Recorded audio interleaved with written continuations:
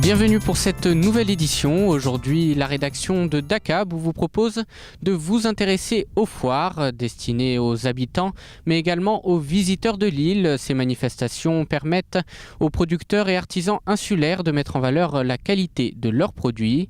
La foire de l'île Rousse, qui est l'une des plus anciennes de Corse, promeut chaque année près d'une centaine d'exposants de différents corps de métiers. Regardez. Cette 189e foire, et ce n'est pas nous qui les avons toutes organisées, vous en doutez bien, elle essaye de respecter un petit peu ce qu'était la foire de l'île Rousse, des échanges commerciaux, une convivialité et un plaisir pour l'ensemble de la famille, du plus petit au plus grand. Voilà, on essaye de respecter cela. Maintenant, ce qu'on peut noter cette année, c'est la fidélité. On va la placer sous le signe de la fidélité parce que nos exposants reviennent avec un immense enthousiasme, un immense plaisir. Il y a maintenant une relation affective qui s'est créée. Idem pour les forains qui nous ravissent avec leur manège. Donc voilà, on est heureux parce que y a cet ancrage de la foire vraiment telle qu'elle se présente aujourd'hui. Y a-t-il des nouveautés cette année ? Des nouveautés, vous savez, l'artisanat, ça bouge quand même beaucoup en Corse. Donc à chaque fois qu'il y a quelque chose de nouveau, nous on se précipite. Et vous pouvez traverser les allées, vous allez vous retrouver de nouveaux exposants, oui, bien sûr. Et comme chaque année, cette foire sert notamment de vitrine pour les produits et savoir-faire corse.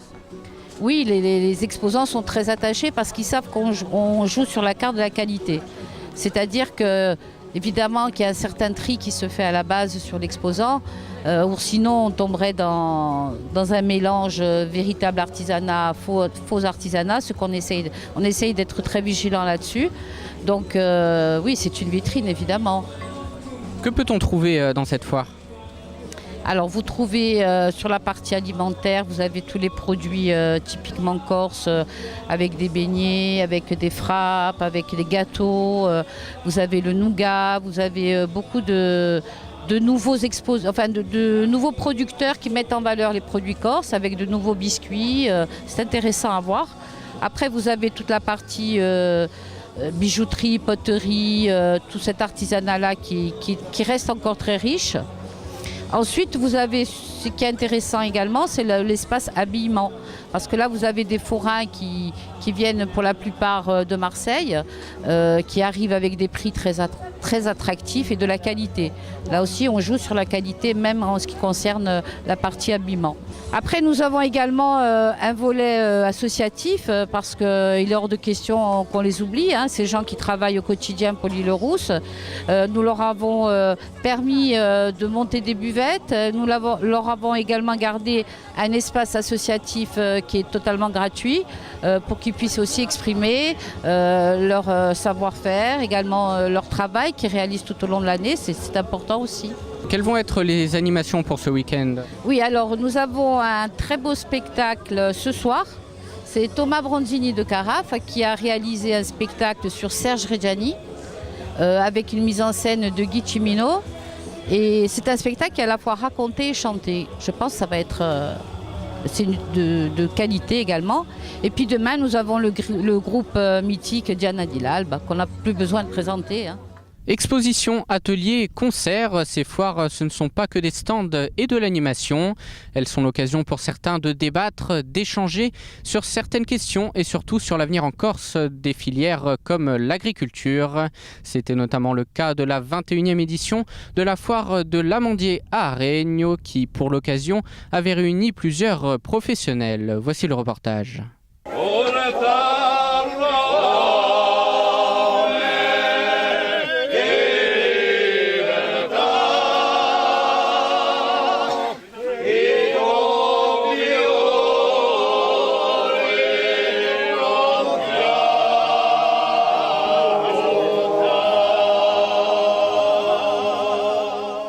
Pendant cette foire, vous avez aussi organisé des conférences et vous avez entre autres organisé une conférence sur la filière agricole avec des invités comme Caroline Tafagne et aussi Jean-Christophe Angeline.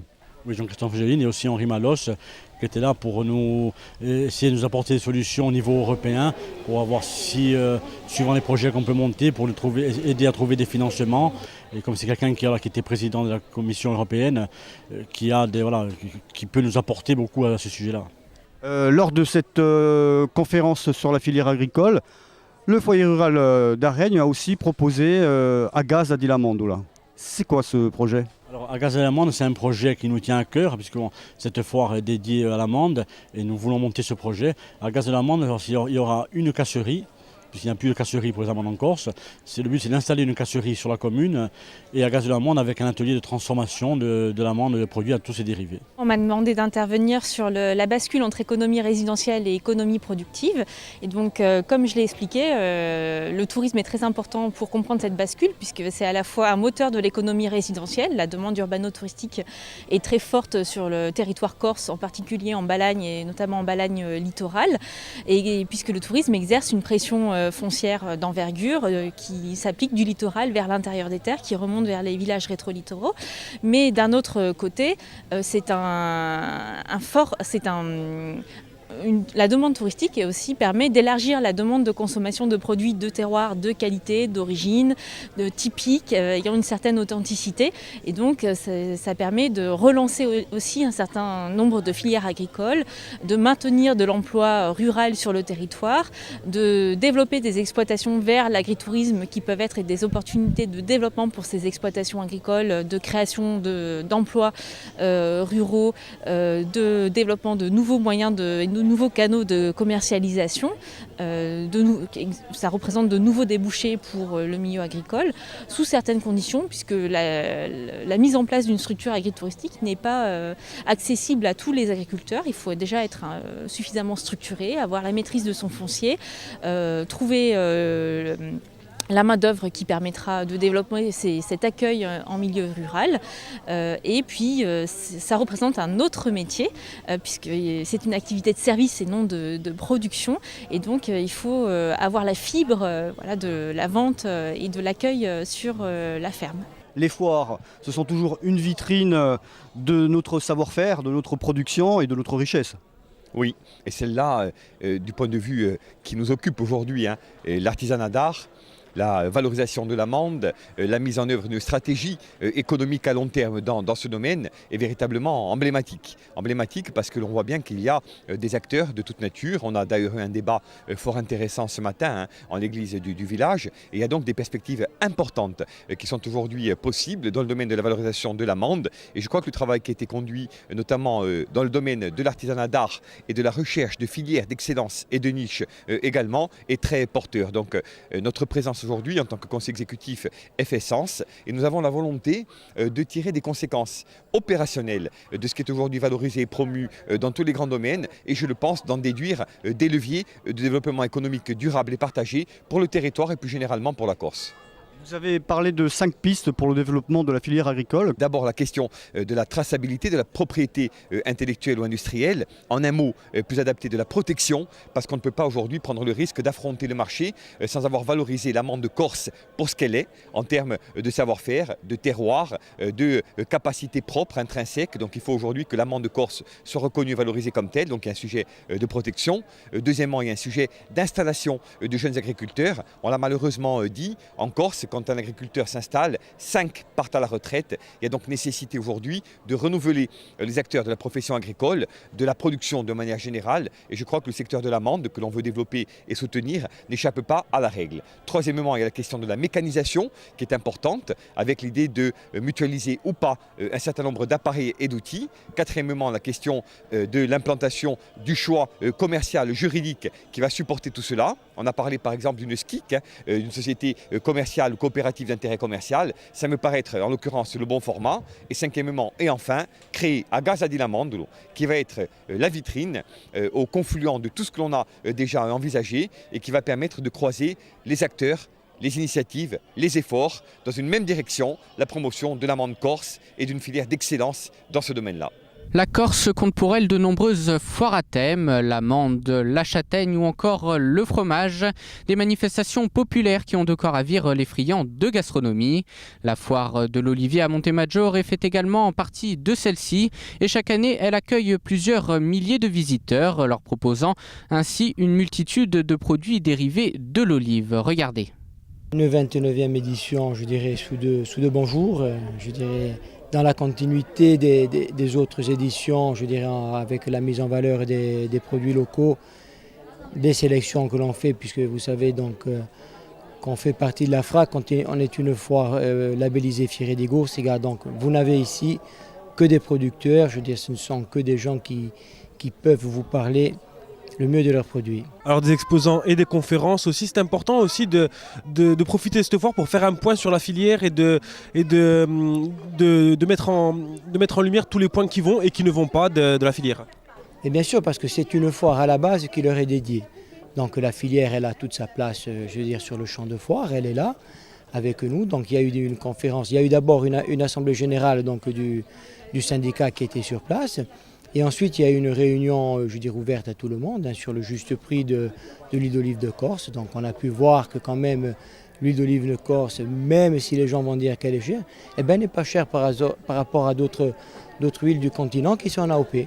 Donc c'est peut-être une huile des moins chères. Alors l'étude, elle a servi à calculer les coûts de production et les prix de revient pour les producteurs, avec l'objectif vraiment de savoir comment on définit sa politique de prix en tant que producteur, léiculteur, et collectivement pour pouvoir répondre aussi collectivement à un prix juste, de manière à pouvoir se rémunérer et être rentable au niveau de son exploitation oléicole. On est entre 23 € et 45 € le litre à l'échelle européenne.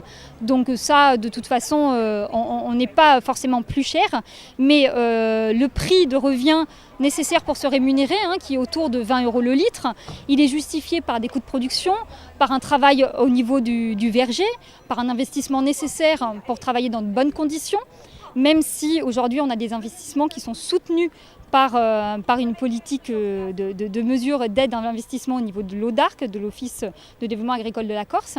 Et puis aussi, il y a des coûts nécessaires au niveau de la main-d'œuvre, notamment sur les interventions au niveau de la taille et de la récolte.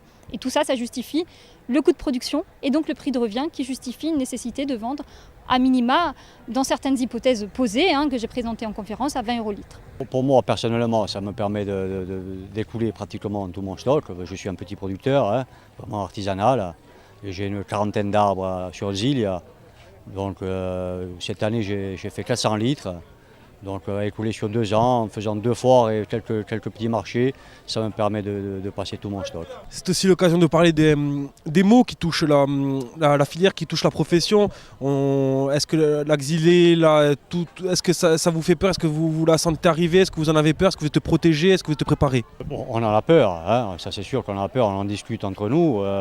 Après on ne sait pas ce qu'on peut faire. De toute manière, je pense qu'il n'y a rien à faire demain si elle est introduite en Corse, il n'y a pas d'alternative à l'arrachage. Bon, on souhaite que ça n'arrive jamais. Ce qu'on parle le plus souvent, ce sujet-là, on l'évite un petit peu parce que ça nous contrarie vraiment beaucoup. Mais on parle plus souvent en fait, de problèmes de sécheresse. Puis maintenant, ça fait quand même pratiquement 1 an et demi qu'on n'a pas eu de pluie. Et ça se ressent sur les rendements, quoi. Moi, je suis à 50% en moins. Et beaucoup sont à 50% en moins par rapport aux précédentes récoltes. Donc vraiment la discussion tourne plutôt autour della sécheresse che della GLA. Che qualcosa io è perché di un specchio appena di tutta la produzione, di tutta l'organizzazione di Avilera, di Loglio e di quelli che hanno l'Oliveti.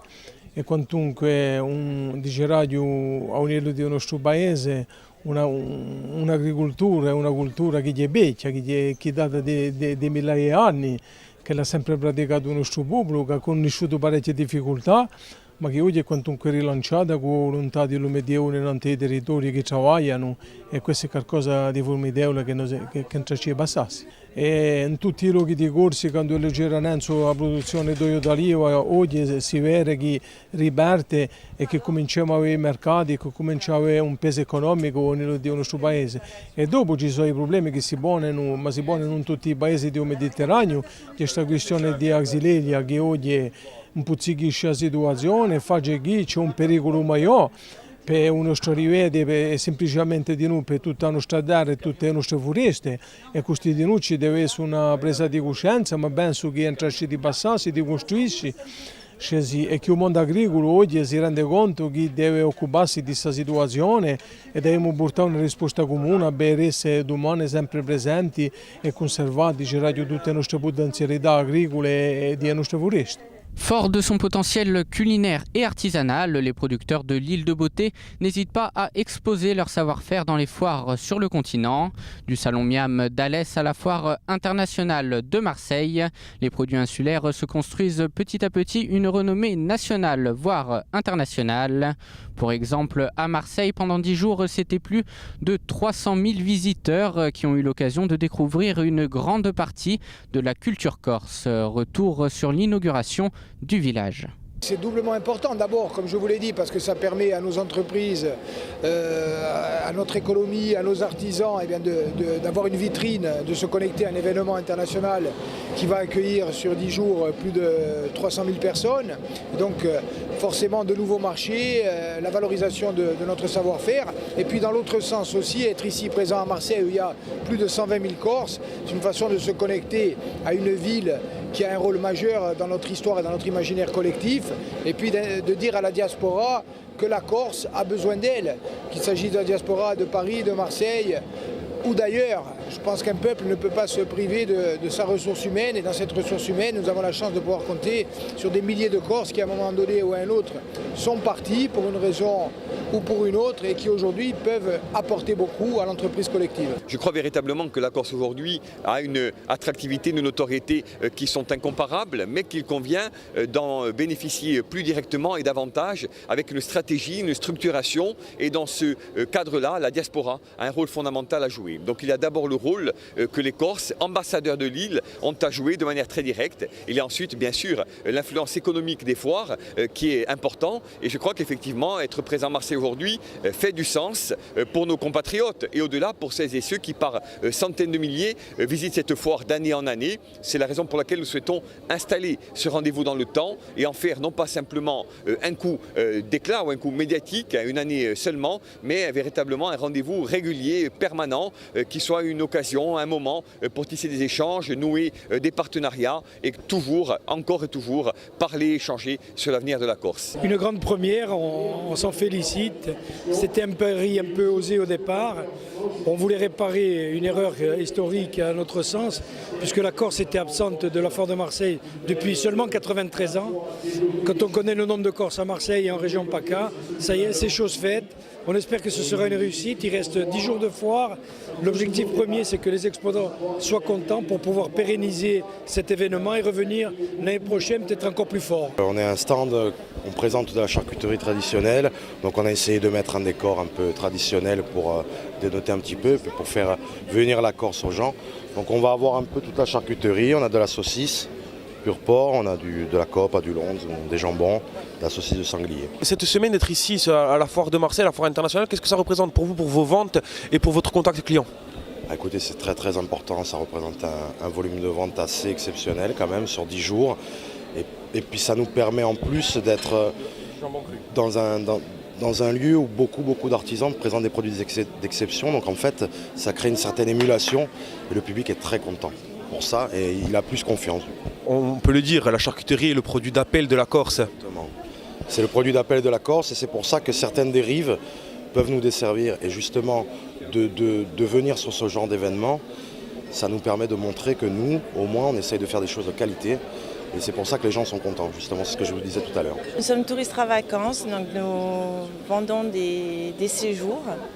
Donc nous avons 2 villages en Corse, à Calvi et à Taluisolac. Aujourd'hui, d'être présent sur cette foire internationale, qu'est-ce que ça représente pour vous et pour votre entreprise? Alors le but c'est d'avoir beaucoup de contacts et de se faire connaître. Donc nous avons été très bien accueillis. Et on a eu beaucoup de passages, donc avec beaucoup de contacts avec des associations et des comités d'entreprise. C'était important d'y être? Oui, c'est une première pour nous, puisque c'est la première foire que l'on fait.